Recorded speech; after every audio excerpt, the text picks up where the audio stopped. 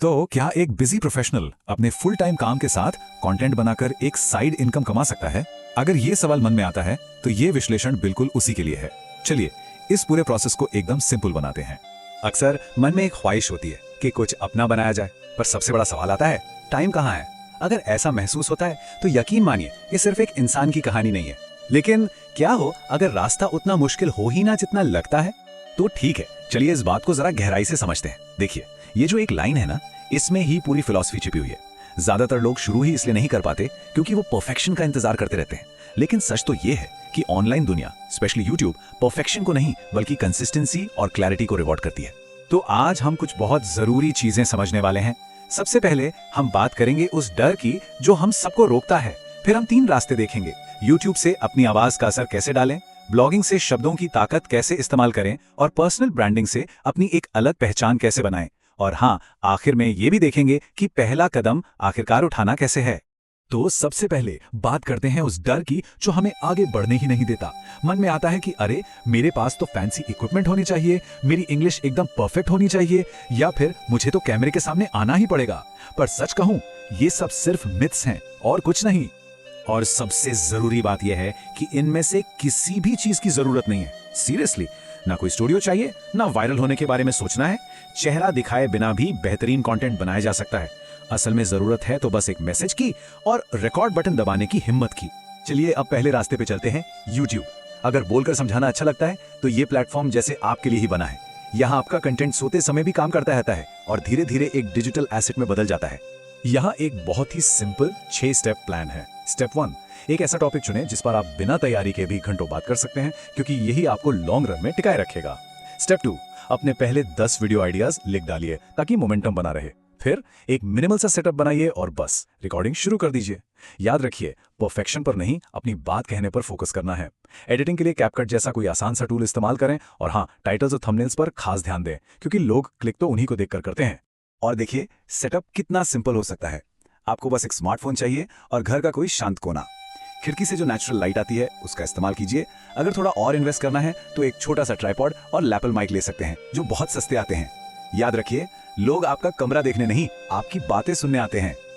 अब देखते हैं कि ये तरीका असल जिंदगी में कैसे काम करता है। चलिए एक सच्ची कहानी पर नजर डालते हैं। ये कहानी है राकेश की, जो एक आईटी इंजीनियर है। शुरुआत में कॉन्फिडेंस की थोड़ी कमी थी, लेकिन उसने ठान लिया और हर संडे सिर्फ एक वीडियो डालना शुरू किया। और जानते हैं क्या हुआ?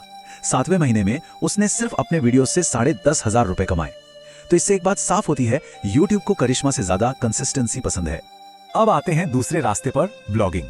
अगर कैमरे के सामने आना पसंद नहीं, लेकिन अपने थॉट्स को लिखकर अच्छे से एक्सप्रेस कर सकते हैं, तो ब्लॉगिंग सबसे सही रास्ता हो सकता है। ये थोड़ा शांत और धीमा प्रोसेस है, पर बहुत पावरफुल है। इसका रोड मैप भी एकदम सीधा सा है।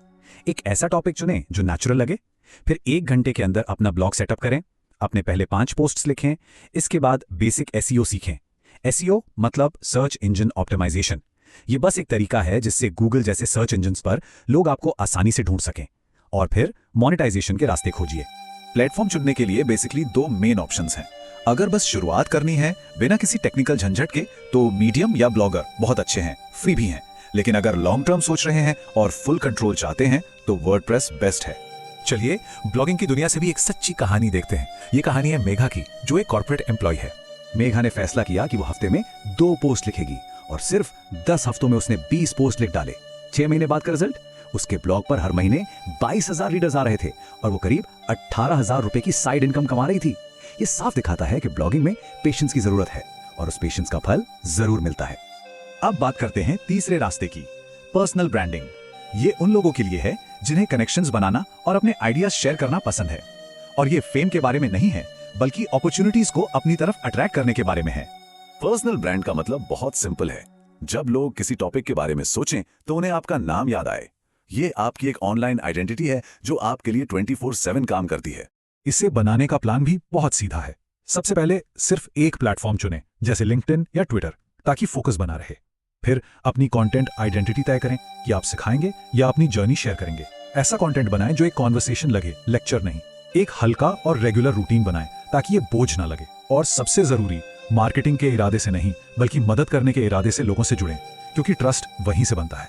इसे और बेहतर समझने के लिए चलिए अमन की कहानी देखते हैं। अमन ज्यादा बोलने वाला इंसान नहीं था, लेकिन उसे अपने जूनियर्स की मदद करना हमेशा से अच्छा लगता था। उसने लिंक्डइन पर ऑफिस के एक्सपीरियंसेस और अपनी गलतियों के बारे में छोटे छोटे ऑनेस्ट पोस्ट्स लिखने शुरू किए। 6 महीने बाद उसके पास 15,000 फॉलोअर्स थे और उसे कंसल्टिंग के लिए मैसेजेस आने लगे।